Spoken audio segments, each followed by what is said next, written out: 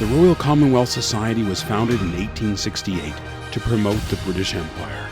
But today its focus is centered on improving education for young people across the Commonwealth of Nations. Its goal is to raise the profile of the modern Commonwealth and the values that support it. Its members are interested in the world around them and are devoted to making it better. Formed in 1931, the Commonwealth of Nations, in which all members are equal, stands for justice, freedom, democracy, and human rights. Within our nation, Canadians have continually been strong supporters of the Commonwealth, providing expertise, manpower, and funds to help its growth. But even before the Commonwealth, Canada's historic involvement within the British Empire helped birth the Commonwealth's vision of today, which sustains a Commonwealth that is peaceful and prosperous with shared values. This is Canada's story within the British Empire as it evolved into the Commonwealth of yesterday and today. As you will see, the Commonwealth can count on Canada. The roots of Commonwealth Day date to 1898, with Canadian author Clementina Trenholm organizing the first Empire Day on May 24, 1898. The celebration extended throughout the Empire, later in conjunction with Victoria Day. As it became an event in decline after the Second World War, in 1973, Brian Graves wrote to Prime Minister Pierre Trudeau on behalf of the National Council of the Royal Commonwealth Society of Canada, recommending that Commonwealth Day be observed on its own special day and concurrently throughout the Commonwealth. In 1976, the Commonwealth Secretariat approved and selected the second Monday in March to celebrate Commonwealth Day. As with all nations, the idea of a sports tournament brings people together in camaraderie and joy to celebrate our differences and inclusiveness. And it was Canadian sports journalist Bobby Robinson who got the first British Empire Games off the starting mark on August 16, 1930 in Hamilton, Ontario, when 400 athletes from 11 countries competed over 7 days. Now known as the Commonwealth Games, they are held every 4 years and are the most visible symbol of the Commonwealth. Other Canadian host cities have included Vancouver in 1954, Edmonton in 1978, and Victoria in 1994. In 1973, at the second Commonwealth Heads of Government meeting held in Ottawa, another visible symbol for the Commonwealth was born, the Commonwealth Flag.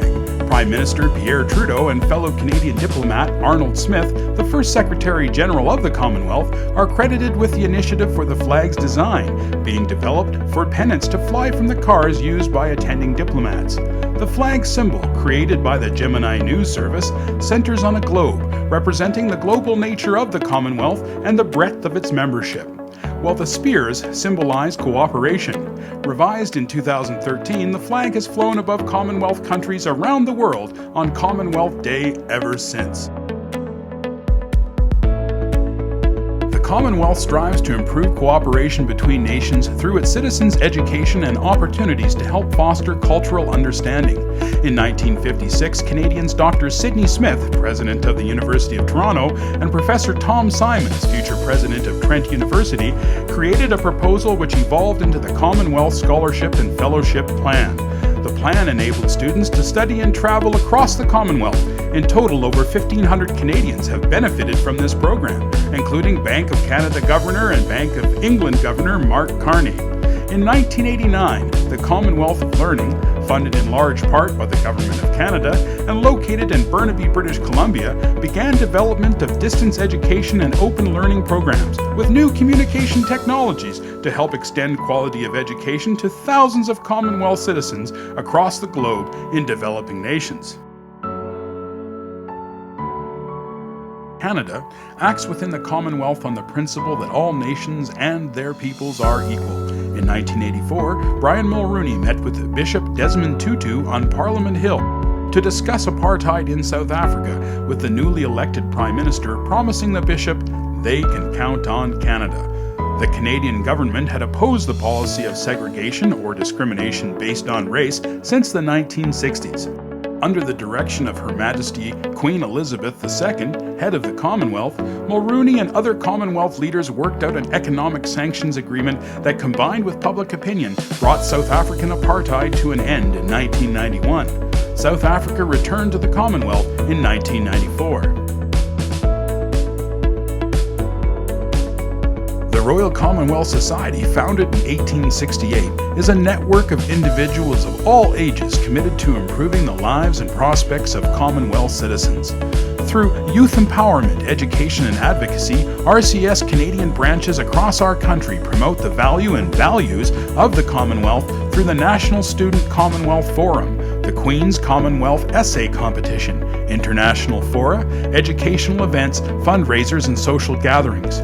RCS members are interested in the world around them and are devoted to making it better. Enlighten a better world. Become an RCS member today.